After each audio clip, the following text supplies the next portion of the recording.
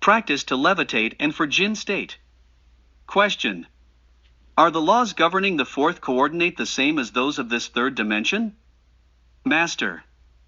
The laws are different because in the fourth vertical you can float with a body of flesh and blood and everything. In the fourth vertical the laws are different. Question. Master, I understand that here in Chapultepec there is a temple in the state of Jinns. Can you pass anyone with a physical body to that temple? Master. Yes, you can, but you cannot go to the temple of Chapultepec without being duly authorized. To be authorized you have to deserve it. It is a temple of the fourth vertical. Now, getting one inside the fourth vertical is not that difficult. With a little bit of practice you can. All you need is a little faith. One lies on his bed on the left side, puts his head on the palm of his left hand, then invokes, for example, Harpocrates. You have to invoke it with your mantram Harpocratics, and then wait a bit. When lying on the half side, it should lie down in the shape that the chick has inside a shell, inside an egg. On the bureau or bedside table, you have to put precisely a chicken egg shell, painted blue. Imagine one who is tucked inside that egg, invoking Harpocrates. When you start to feel a scratch on your body, you don't have to move. There's a tendency for you to scratch, but you shouldn't scratch. If you start to see that your hands, legs, body are swelling, it's because you're already entering the fourth vertical. When you look like swollen, get out of bed, really standing to walk towards the door saying, Harpocrates help me because I'm going with my body. Before leaving the chamber gives one a jump with the intention of piercing the fourth vertical. If you float it is because you are ready. You can leave the house and go with a body of flesh and blood between the fourth vertical to where you want to go, no problem, nothing happens to you. Question. And to come back? Master. Well, there's a law in the fourth vertical that says, everything goes back to its original starting point. In the fourth vertical that law is fully complied with. One returns to its original starting point. I, for example, did many experiments in my present existence to learn to travel with physical body through the fourth vertical. I'm going to tell you an anecdote. Do you know what it's like to leave my room after being warm in the blankets and going out into the backyard of the house, and even raining? In addition, one can receive pneumonia and without being able to achieve anything, but on one of those many outings, I went out and took the leap and floated. In the fourth vertical I saw myself floating, and already in the fourth vertical I could go perfectly to where I wanted. Again I started to call some Jinns people to come and help me. All the holy night lying on the side, calling those people from the states of Jinns to come. At last over there at 2 or 3 in the morning I felt in a very special state. Someone touches my arm. I look again. A lady is there and says, well, get up. As I am a man of faith I got out of bed, stood up. Then I see that in the shade, near a table that was there in the corner, were other ladies around the table. They had the tarot there, and through the tarot they had asked about which one was going to bear the responsibility of taking me to Europe. Luck fell on the one who called me. That's why he called me. Then he said, well, it's up to me to take it.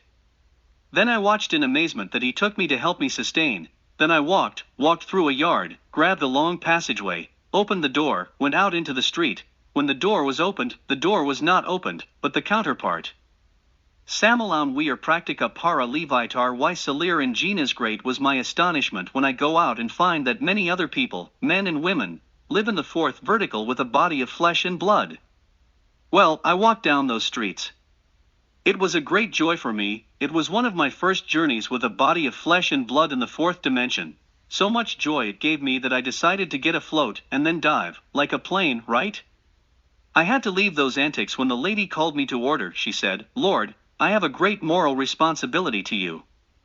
If you continue with it you are going to kill yourself. You can kill yourself. Remember that you are carrying the body. Even though you are here in the fourth dimension you can kill yourself if you continue as you go, so it does me the favor of staying calm.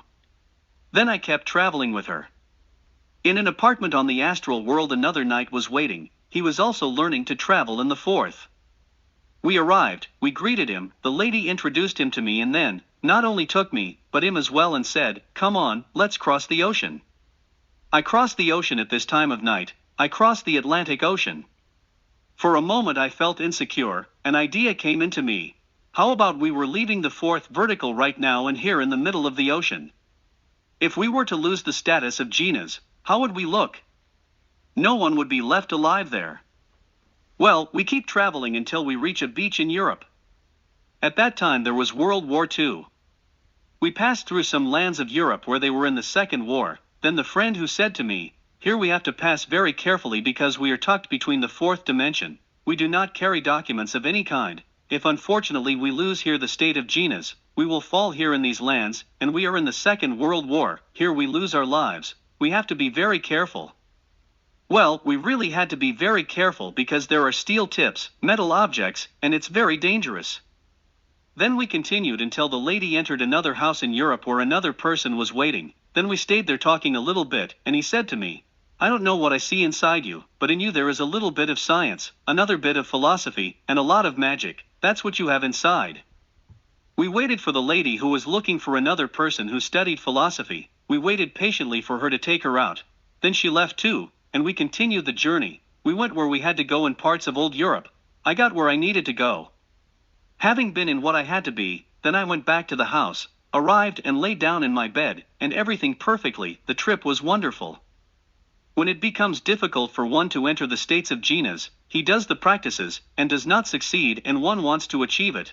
I'm going to tell you, one concentrates on the 7 powers. I don't mean the 7 zodiac geniuses, no, but to a group of teachers who are called the 7 powers, with the mantram, Murizaranka, Murizaranka, Murizaranka. So it must be sung, "Let the 7 powers come," and one begs them with his serene heart and begs them to prepare the body for him. Then the 7 powers prepare it for them.